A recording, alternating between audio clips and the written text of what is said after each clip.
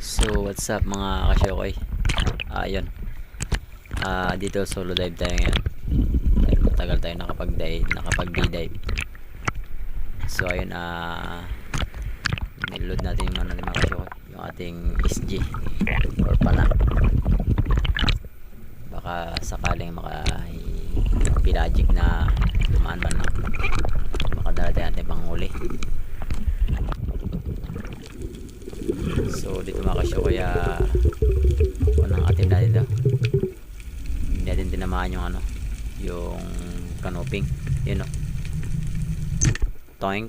So di ba, unang shot natin, hindi natin tinamaan yung sayang, siguro mga ano lang yun, siguro mga 8 grams ganyan. Dito mga kasyo, kaya nakita isang lapo. Bali, hinanap natin yung mga kasyo yung lapo na yun. Hindi lang natin na-videohan. Kita ko sa ilalim at pinana ko na agad. Sayang kasi baka makawala pa. So ayun mga kasyo, kaya kuha tayo ng hangin stas para sa ating pag-isidulit. Dahil dito mga kasyo, kaya video na tayo. Lagi tayo nakapos sa ating hangin. Kasi gawa nga ng ano, matagal na pag-sisid. Mas the best talaga mga kasyokoy kung araw-araw natin ginagawa yung pag-sisid para sa araw-araw ay laging uma-upload yung ating ano, hininga sa ilalim. Minsan isang minuto ganyan, pero ngayon sa akin siguro mga lang 40 minutes or 30 minutes lang ang inabot ko kasi nanibago ako yan mga kasyokoy. Siyempre nagdala tayo ng light para makita natin isa sa ilalim kung sakaling sumot sa bato. At ayan na mga kasyokoy, nadaan natin yung ating unang huli, isang lapo. Kasarap yan sa bawal mga kasyokoy. Ayan na, nakakita natin. Ay, thank you Lord, huli mga kasyokoy.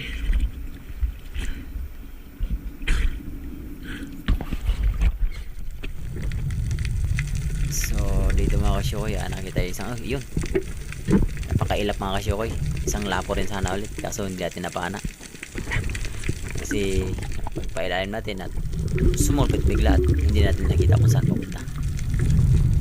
Siyempre hinanap natin yung isa. Ayan mga kasyukoy, isang samaral, napakarami sana ngunit hindi natin na dali. Bali na mili tayo mga kasyukoy, may malaki sana ang isda dyan, yun isang swiftits at tinatawag na tanglay, tawag sa amin.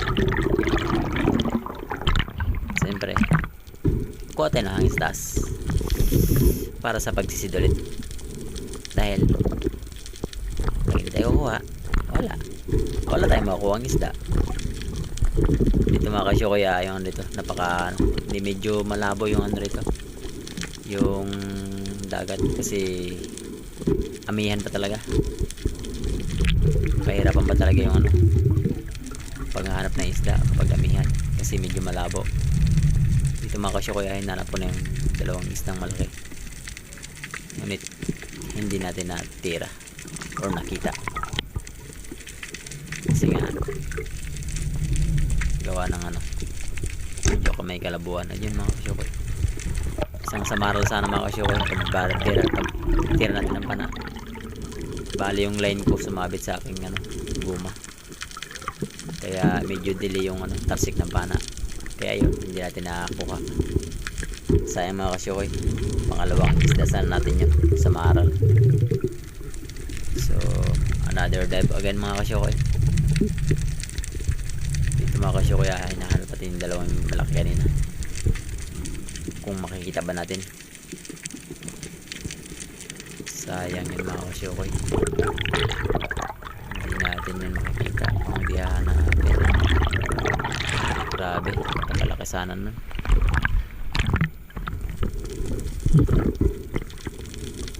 Siyempre hindi na wala na pag-asa, hanapin at palitin kung sana siya. Kaya mga kasyukoy, medyo napagod talaga ako rito ng gusto, kasi may kalabuan hindi tayo makapag silip-silip sa itaas, kaya puro pa ilalim ang ating ginawa rito para mag-ambush. Kaso nga lang malabo talaga, kaya ibang isda hindi natin napapansin kung saan sila banda. May mga kasyukoy, sa maral sana malaki, kaso napakailap niya mga kasyukoy. Yun ang bilis niya, baka daw kasi mahuli sa kanyang flight. May flight pa daw siya mga kasyukoy. Grabe mga kasyukoy.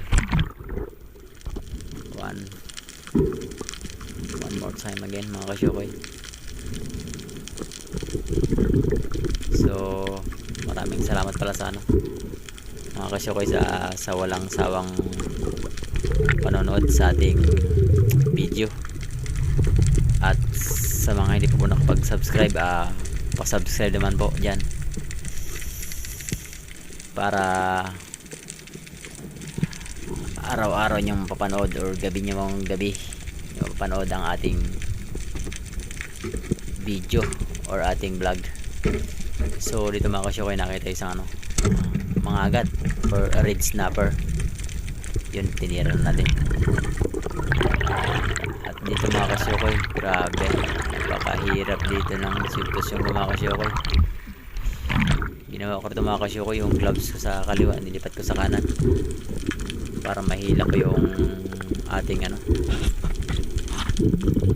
udyong, kasi kung sa kaliwa alanganin mga kasyukoy, grabe pahirapan to rito. Yun yan yung ating udyong mga kasyukoy, yun sa ilalim. Siyempre dinry natin nilailayan sa ating line, pero hindi talaga sumama yung ating ship mga kasyukoy. Tingnan nyo, grabe talaga. So yun, pahinga muna tayo mga kasyukoy para sa ating pagpapailalim ulit. Kuha tayo ng hangin para solve sa ilalim. So yun na nga, at pinuntahan natin yung kanina ating inilayla, at ito lumabas na rin yung ating udyong mga kasyukoy. Dito binirsa ko na mga kasyukoy dahil dahil mauubusan ako ng hangin dyan. Ayan, nakita nyo naman, pinipirsa ko talaga kasi sayang tumakasyokoy, baka makabitaw. Grabe talaga mga kasyokoy, napakahirap talaga dito.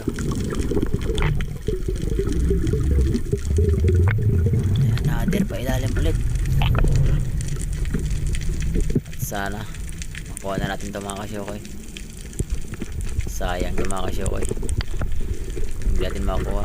Yung tingin nyo mga kasyokoy, yung udyong ko halos makilo ko na kahihila para natin mahuli para sa ating pangulam. At yun na nga mga kasyokoy, mission accomplished. Nakakuha na rin natin yung ating pangalawang isda. Grabe, kawawa siya mga kasyokoy. Yun o. Thank you God.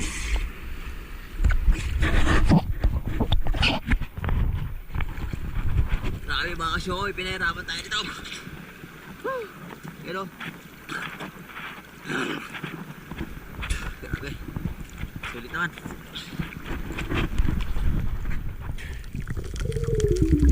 Sulit mga kasyokoy, nakita yung isang ilak pero hindi natin pinana maliit. At ito mga kasyokoy, nakita yung isang lapo. Yan, bali pinali dyan mga kasyokoy at nakuha natin yan. So shoutout pala dyan sa mga walang sawang panonood sa ating video. Shoutout sa inyong lahat dyan. Pa-like na rin po at share, papindot na rin po ng ating notification bell para araw-araw updated kayo sa aking mga video na ina-upload. So shoutout ulit dyan sa mga ating followers, mga subscriber natin dyan. Shoutout sa inyo.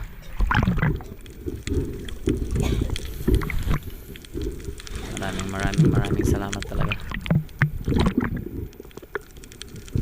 Yan, grabe, nahirapan din ako rito.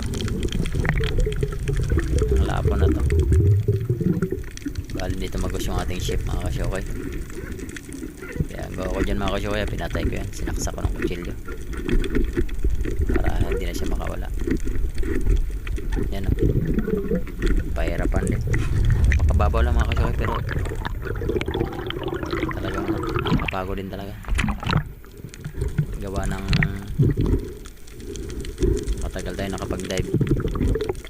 Mas the best talaga kung gabi-gabi or araw-araw tayo nag-dive para tuloy-tuloy ang ating resistensya sa pagsisid. At kahit mga 2 hours lang mga kasyokoy, solve na yan sa ating day-dive or night dive. Grabe dyan mga kasyokoy, nakita nyo mga kasyokoy, pinahirapan talaga ako.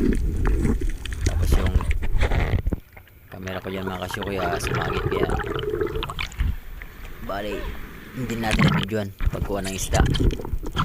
Ang gawa ko, nilipat ko sa aking likodan yung aking GoPro. At yun mga kasyokoy, napansin nyo may dala akong kutsilyo lagi pagpailalim para masintensya ako ng isda na to. Grabe mga kasyokoy, napakatagal talaga, napakatagal.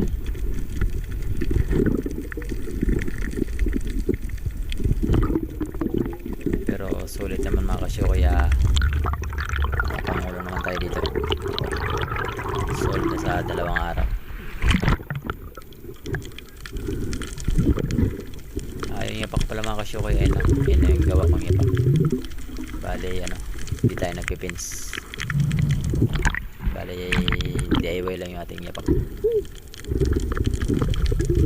kasi dyan ako komportable sa yapak. So yun na mga kasyokoy, natagalan talaga ako ito mga kasyokoy sa isang lapo na to. Yun na, natanggal natin yung ship. Grabe, kulang isang oras mga kasyokoy, dito tayo sa sa isda na to. Labis kasi to ano mga kasyokoy, sabawan or prito tapos haluan ng gulay. Napakadabis talaga. So yun mga kasyokoy, relax muna tayo para kailan tayo ulit maya maya. Yung mga kasyokoy, nahirapan tayo dyan kasi yung line ng aking pana sumabit. Ayan po yung kadalasan nangyayari sa mga ibang divers. Yung mga ganyan kasi pangyayari na karamihan na nagapos sa panantali kaya nagkakaroon ng tragedya or disgrasya. At yun ang mga kasyokoy, dito kawin na tayo. Hindi ko na nakunan yung mga kasyokoy yung isda kanina na yung isang lapo. Dahil yung camera ko nilagay ko sa likod ko tapos pinatay ko na lang kasi pumapangga sa bato. Kasi masira, magasgasan, sayang, mahal pa naman. So mga kasyokoy, thanks for watching again.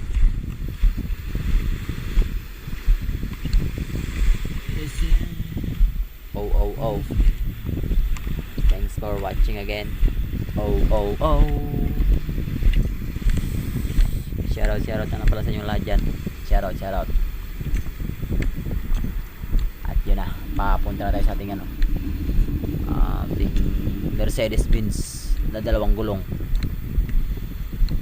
Tingnan nyo mga kasyokoy, ang ating Mercedes-Benz. Surprise. Dito mga kasyokoy, dito madalas punta yung mga gis kasi napakaganda ng rito, pwesto, hindi crowded kasi dun sa center beach talaga napaka-crowded kaya karamihan dito minsan yung iba. Ayun mga kasyokoy. So ito na mga kasyokoy, makikita nyo na aking Mercedes Benz 2 gulong. Yan, naka Mercedes lang, hashtag Rosy brr. Nakadomino pa yan mga kasyokoy. At yan nating SG na ginagamit, kulay violet and black. Siyempre ito yung tali natin. At yun, nalaglag pa.